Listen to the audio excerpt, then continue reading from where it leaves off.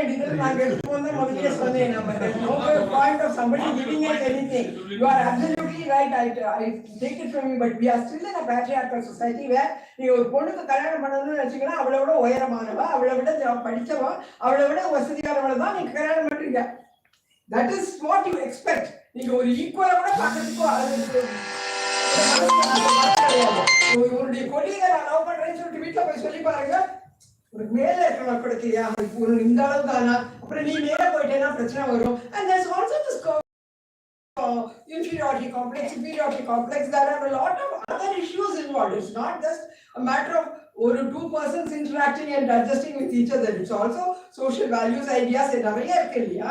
அதனால தான் நீங்க இப்போ நிறைய வீட்டுல என்ன பண்றாங்க, வீடு வாங்கிடுறேன் நான் வந்து இஎம்ஐ கட்டிக்கிறேன், நீ வந்து வீட்டு செலவெல்லாம் படிக்கணும்னு சொல்றது தான் அதிகமா பண்றாங்க. அது மாதிரி நம்ம வந்து ஆர்கானிக்கா ஒத்துக்கிறோம். Definitely we should be independent. Husband தான் எதுவும் வாங்கி கொடுக்கணும்னு எதிர்பார்க்க வேண்டிய அவசியம் கிடையாது. I think I'm taking more time. அவ்வளோதான் 5 minutes. இல்லை மேடம், நம்ம எடுத்துட்டு இருக்கிற சப்ஜெக்ட் ஏதாவது வேணும். இப்போ யாரை ஜட்ஜா போடுறதுன்னு தெரியும். நான் வந்து லாயர் தானே, நீங்க வாதி லாயர், நான் பிரதிவாதி லாயர், அவ்வளோதான். ஜட்ஜி யாருன்னே தெரியல இப்போ நமக்கு. எல்லாருமே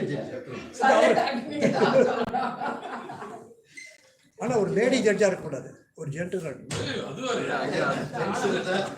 அதுதாங்க நான் முதல்ல திருப்பி சொல்றது.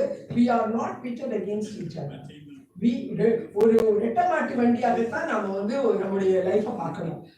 ஆணும் பெண்ணும் ரெண்டு பேருமே ஈக்குவலாக இருந்தாலும் அந்த ரெண்டு மாடும் ஈக்குவலாக தான் பூட்ட வேண்டியிருக்கு. ஒண்ணு உயர்ந்த சாய்ந்ததா, ஒண்ணு குட்டையாக ஒரு மாட்டை நீங்க பூட்ட மாட்டீங்க. ரெட்டை மாட்டு வண்டியை பார்த்தீங்கன்னா ரெண்டு ஈக்குவலாக தான் நீங்க கொடுப்பீங்க.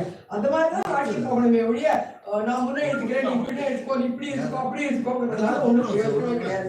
It's very nice to simply பட்டிமன்றம் பேசுற மாதிரி நம்ம எதை வேணா பேசிக்கிட்டு இருக்கலாம். ஆனா யதார்த்தத்துல ரெண்டு பேரும் ஒன்னா இல்லை அப்படின்னு சொன்னா let's take our life as far as possible scientifically, as far as possible with secularism in our mind, as far as possible adjust with everybody, or let us accept everything is not black and white. There are so many shades of gray in between black and white.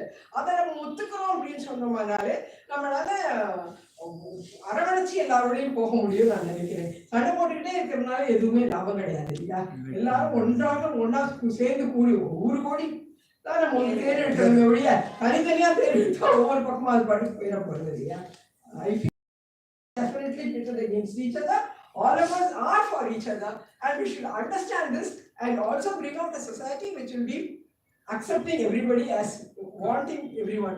அந்த ஒரு காம்ரேட்னஸ் இல்லாத இருக்கிற வரைக்கும் நம்ம தனி மரம் தோப்பாயிட முடியாது இல்லையா. அந்த தோப்பா இருக்கும்போது தான் நமக்கு நிழல் கிடைக்குது, எல்லா விதமாக கிடைக்கின்றன. நன்றி, வணக்கம். ஒன்னு சொல்லிடலாமா, education and economic empowerment. Yes, definitely. ரெண்டு புத்தகம் ஆட்டோமேட்டிக்கா ஸ்டேஜஸ் இருக்கும். And it's education, not literacy. Not literacy, education. Yes. நன்றி. நான் ஒரு வார்த்தைகள் சொல்ல விரும்புகிறேன். இந்த விமன் எம்பவர்மெண்ட் நீங்கள் சொன்னீங்கல்ல, 2-3 வார்த்தைகள்லாம், இதெல்லாம் வந்து சமீப காலத்தில் உருவானதுன்னு நம்ம நினைக்கிறோம். அப்படி கிடையாது. நீங்கள் வந்து நான் ஒரு கதை, அப்ப கதையே அது கதையாவே இருக்கட்டும், அதோட கற்பனைக்கு ஒருத்தருக்கு வரையில அந்த பெண்ணுக்கு வந்து அந்த அளவுக்கு உரிமை கொடுக்கணும்னு ஒருத்தருக்கு ஒரு ஆணுக்கு உருவாகுது இல்லையா. அதையும் நம்ம பாருங்க, அது நடந்தது இல்லையா அப்படிங்கிறது அடுத்த விஷயம். அது அப்பார்ட் ஃப்ரம் தட், கம்பராமாயணத்துல நான் எடுத்துக்கிறேன். கம்பராமாயணத்துல பெண்களுக்கு இல்லை, அவர் எழுதுறாரு, அயோத்தியை பத்தி வர்ணிக்கிறாரு. பாலகாண்டத்தில் படிக்கலாம். எனக்கு கவிதையெல்லாம் சொல்ல தெரியாது, நான் வந்து தமிழ் ஆசிரியர்ல தமிழ் ஆர்வத்தில் அப்பப்போ படிப்பேன் ஒழிய. அதில் சொல்றாரு, பெண்களுக்கெல்லாம் அங்க வந்து சொத்துல உரிமை இருந்துதான். இப்ப இல்லை, நான் சொல்ல கம்பன் வாழ்ந்த காலம் வந்து 12ஆம் நூற்றாண்டுங்கிறாங்க, 12ஆம் நூற்றாண்டு. அந்த காலத்திலேயே கம்பன் இருக்கிறதான சொல்ல முடியும். ஒரு நகரத்தை பத்தி வர்ணிக்கல. அன்றைய பெண்கள் வந்து எப்படி இருந்தாங்க, செல்வ செழிப்போடு இருந்தது. இங்க வந்து கொடுப்பதற்கு அங்கே எடுப்பதற்கும் ஆளே இல்லையா. அந்த அளவுக்கு வந்து அயோத்தி போகல இல்லை. அங்கே உள்ள பெண்கள்லாம் எல்லாமே பணக்காரங்களாக இருந்தாங்களாம், சம உரிமை பெற்றவர்களாக இருந்தார்கள். அவர்களுக்கெல்லாம் சொத்து உரிமை இருக்குன்னு கம்பராமாயணம் சொல்லுது. இது மட்டும் இல்லை, அந்த காலத்துல வந்து காக்கை பாடினியார்லேருந்து ஔவையார்லேருந்து நிறைய பேர் வந்து, அதாவது பெண்களுக்கு வந்து சுதந்திரம் ரொம்ப காலம் இருந்திருக்கு. நான் என்ன